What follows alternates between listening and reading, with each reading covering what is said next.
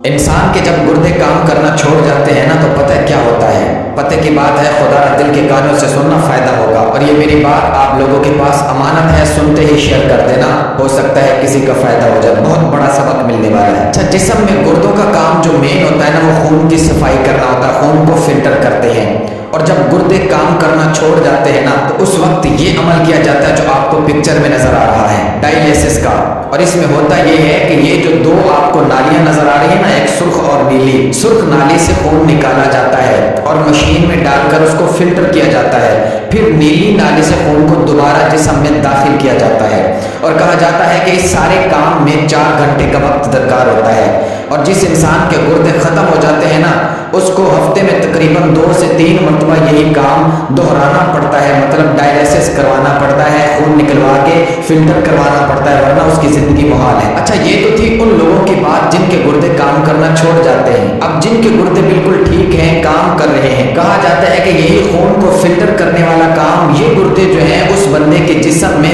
دن میں 36 مرتبہ کم از کم کرتے ہیں۔ اے اللہ کے بندے، غور تو کر، نہ تو درد ہوتا ہے، نہ کسی ڈاکٹر کی ضرورت ہوتی ہے، اور نہ جناب سرخ نالی سے خون باہر نکالنا پڑتا ہے، نہ مشین کی ضرورت ہوتی ہے، نہ پھر خون داخل کرنے کا چکر ہوتا ہے، نہ اتنا وقت لگتا ہے، بلکہ خود سے ہی یہ عمل دن میں 36 مرتبہ ہو رہا ہے۔ ڈاکٹر جس عمل کو کرتے ہوئے 4 گھنٹے لگا دیتے ہیں ایک مرتبہ، اور یہ 36 مرتبہ دن میں ہو رہا ہے۔ بتا تو صحیح، اتنی مہربانی فرمانے والی کون سی ذات ہے جو چپکے سے اتنے کام کر رہی ہے جو ہمارے وہم و گمان میں بھی نہیں ہے؟ کمنٹ میں لازماً بتانا۔